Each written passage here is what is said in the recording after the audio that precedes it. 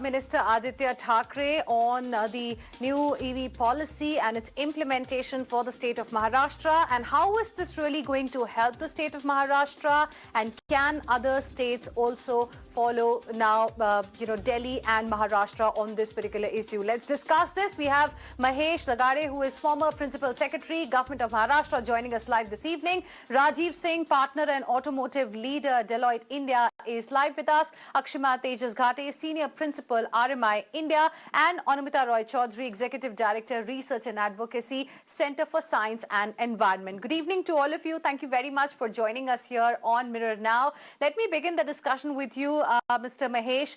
What do you make of this big announcement that has been made by Maharashtra government that they will now be buying or renting all EV vehicles for the employees? How important is this step? How is this going to help the state of Maharashtra?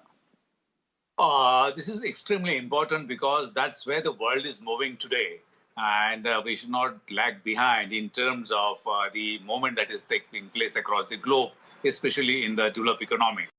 But having said that, this is just one aspect of what needs to be done, but there is a larger picture. To give a boost to the EV vehicles is one small aspect, but it's short of the policy for energy sector and the power sector that we have to have in the country, and not just in Maharashtra. See, we are an energy-starved country. I do not want to get into the figures because the experts would give you figures. I don't want to scare the viewers also about these figures, the figures that are loaded against this country. And some people call it as we are going to face even energy slavery also. So it is that scary. But I don't want to get into that. The electrical vehicles, if they come from the renewable energy, then only it makes sense. Otherwise, electric vehicles, if they come from the fossil fuel, today largely all the energy or electricity that is generated is mainly from the fossil fuels, which is going to get scarer, and it is also going to add to the climatological burden, damage burden in this country. So therefore, electrical vehicles, it is a trend setter, but that doesn't really address the problem of the pollution control or the problem of the energy scarcity in this country.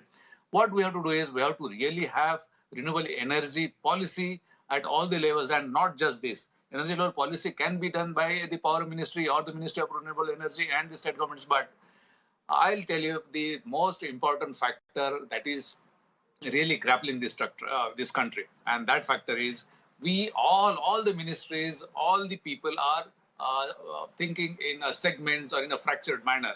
We have to think in a comprehensive manner. Like, for example, I'm just giving an example. We have to really think about the least energy intensity per capita in the future generations, because we are yet to urbanize this country.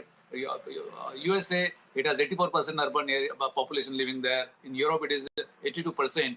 India, in next 3-4 decades, is also going to have 80% population living in the urban areas. And therefore, we have to have very concentrated kind of energy requirement in the urban sector. 70-80% energy will be required in urban areas. Right. And therefore, we need to have like a planning of urban areas.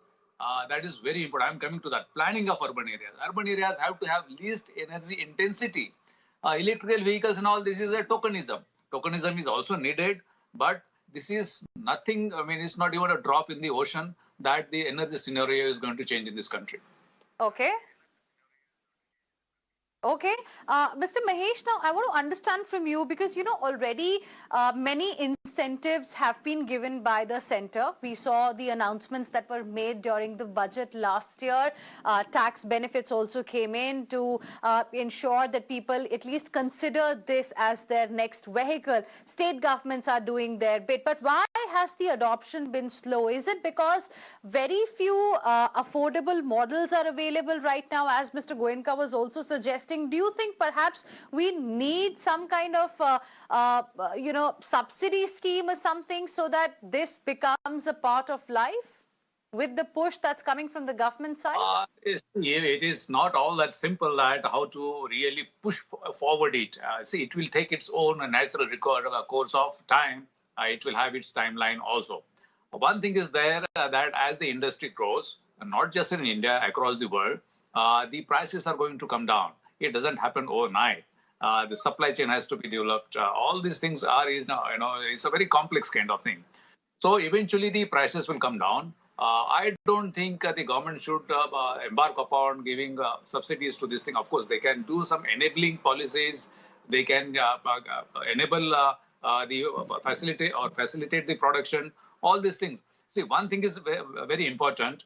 The electrical vehicles do have their strengths, and that is the future. There are no two doubts about it.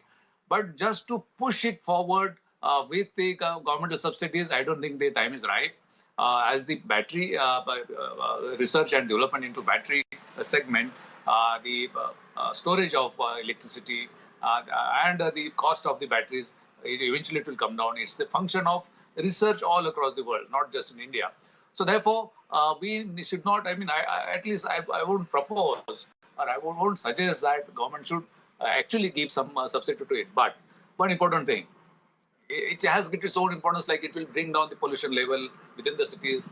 PM 2.5 will come down, PM 10 will come down, the noise pollution will come down. But is it really going to bring down the carbon emission? See, the efficiency of conversion of this coal, that is the main fuel for generation of electricity, efficiency of conversion into electricity, and transmission losses, and the lifetime emission of that vehicle, the carbon emission, we need to do really good calculations. And then, see, it looks good. But unless and until we embark upon the renewable energy, it is like good, but see, we have to do calculations. And see, I was the Director General of Mars Renewable Energy Agency. We find that unless and until we switch over to renewable energy, of course, initially we have to really create the culture of electrical vehicles. But once that culture is created, we cannot stop there. We have to have renewable portfolio obligations enforced. We have to have policies for renewable policies, renewable power generation. That is not happening. Unfortunately, we are very slow. And if you go by the figures, our International Energy Agency's outlook, it's not happening. So just for the electrical vehicles, it is a very small thing. It is, as I said earlier, it's a drop in the ocean. Okay.